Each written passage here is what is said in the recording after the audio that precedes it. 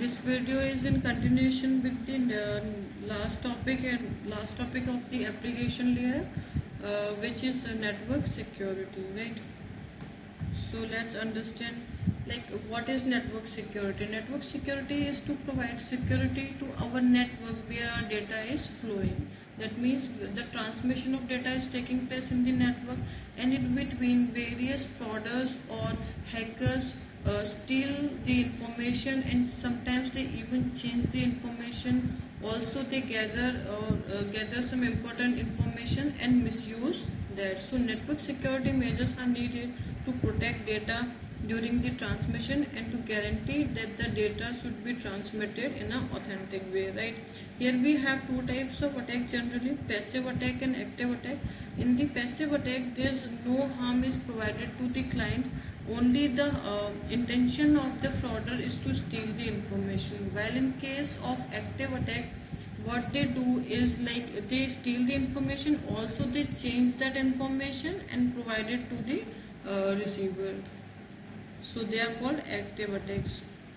Let's understand some important feature of the security. Confidentially, three important features we have. First is confidentiality. It is the protection of transmitted data from the passive attacks, right? So it provides protection from the passive attacks. Authentication. The recipient that the message is from the source that it claims to be from, right? So authentication indicates that whoever the recipient is, the message was sent from the valid source, right? Next is non-repudiation. What is non-repudiation? When a message is sent, the receiver can prove that the alleged sender is fact send the message. Similarly, that means in the non-repudiation that the sender has to prove that the message was sent by him, right? The receiver can also prove himself that he is the real receiver of the message. Right? So these were the three main features of the security. Next, computer and network security address three requirements, right? Here we have three requirements for the network security. First is secrecy, second is integrity, and third is availability, right? So what is secrecy? Secrecy requires that the information in the computer system only be accessible for reading by the authorized party. So secrecy defines that the whatever the data is should be read only by the authorized party. It should not provide any access to the other who intentionally want to steal the information. This type of access includes printing, displaying, and other forms of disclosure, including simply revealing the existence of an object, right? So this was the about secrecy. Next, integrity. What integrity contains? Integrity requires that computer system can be modified only by the authorized party. That means only the authorized party who have the authorization can only modify the data, right? Modification include writing, changing status, deleting, and creating, right? So only the authorized people can do these modification. Next is availability. Availability requires that the computer system are available to the authorized party. That means because of some hacker or frauder intruder, the system should not be like that. The authorized user won't be able to use it. So availability provide the facility that the authorized user can use their sources. The type of attack on the security of a computer system or network can be viewed by the function of a computer. So these were the three requirements of the computer security: secrecy, integrity, and the availability, right? Next, the following are the four categories of the attacks, that are interruption, interception, modification, and the fabrication. Let's understand what all these do. What is interruption? An asset of system is destroyed or it becomes unavailable or unusable. In interruption, what happens is as we have discussed about the availability, that function is functioning over here. So what interruption do is it provides availability of the resources to the actual client or the authorized user. This is an attack on the availability. right? Example, destruction of a piece of hardware such as hard disk, the cutting of a communication line, or disabling of the file management file system. So what happens in the interruption is it generally provide harm to the hardwares like our hard disk, communication cable, files, etc., right? Next is interception. An authorized party gains access to an asset. Right, as we have talked about the authorization, the same is considering over here. In the interception, only the authorized party can access the assets. This is an attack on confidentiality, right? What happens is sometimes some attacker pretend to be the actual user of that assets, right?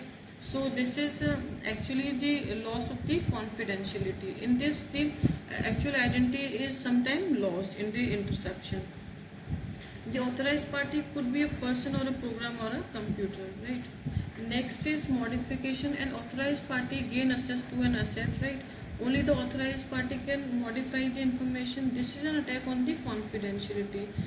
Like this is an attack on the integrity, as I told you, like it includes the modification in the information. So we can also understand by the name. So this kind of attack is like attacking the integrity of the documents. Next is fabrication. An authorized party insert counterfeit objects in the system, right? So what they do is like the frauders, they do like they add some extra information to the send document. This is an attack on the authenticity. Example include the insertion of surplus message in a network or the addition of a record to a file. As I told you, in the fabrication, what happens is like the hackers or the intruder, what they do is they add some extra information to the document which was being sent. So these were the 4 categories of the attacks. Next, let's understand what is passive attack. As I told you, the goal of the component is to obtain information that is being transmitted, right? So here the main goal of the attacker is to get the information. It can be divided into the 2 main parts. First is the release of message content, right? Okay, so in what happens is the opponent tries to learn the content of the transmission.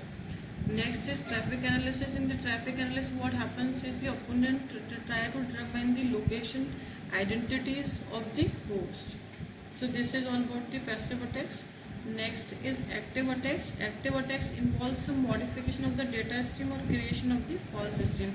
As I told you before, in active attacks, what the frauders do is they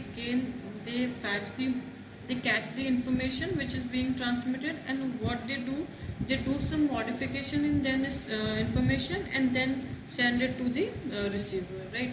So this could be classified into the 4 main parts that are masquerade, replay, modification of messages, denial of service. Let's understand what these are. In the masquerade, a masquerade takes place when one entity pretends to be a different entity. In this, what happens is like if I am sending some, so what happens is like in between some frauder came and he pretends that he used my identity to deliver that data. In replay involves the passive capture of the data unit and its subsequent retransmission to produce an unauthorized effect.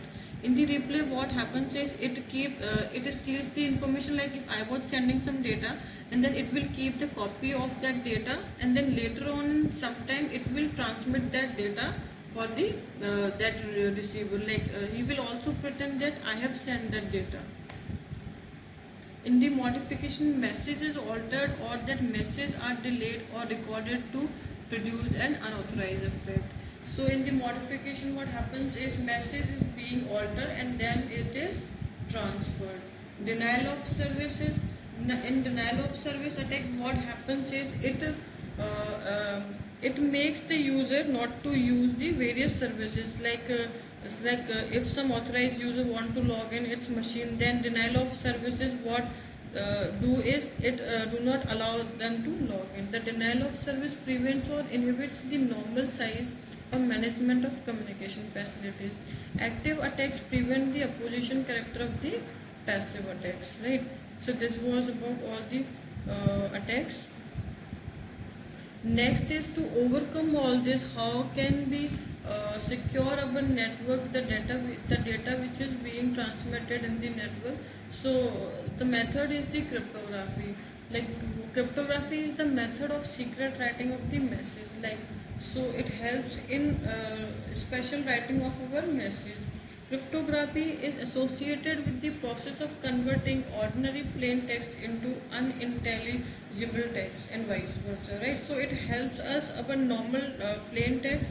It helps us in converting the normal text into the unintelligible text. That means that couldn't be read by some frauder or the hacker in between, right? So cryptography helps us to secure our data. It is the method for securing our data. Various elements of cryptography are the plain text. It is the original text which is to be transmitted. Cipher text is the converted or the transformed text. Next is the encryption algorithm. Encryption algorithm perform various substitution and transformation on the plain text. Encryption algorithms change the text into the unintelligible text, right?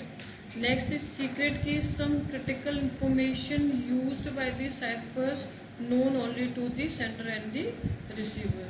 So this is what some critical information. Next is encipher, encode जिसको बोलते हैं अपन, the process of converting plain text to the cipher text.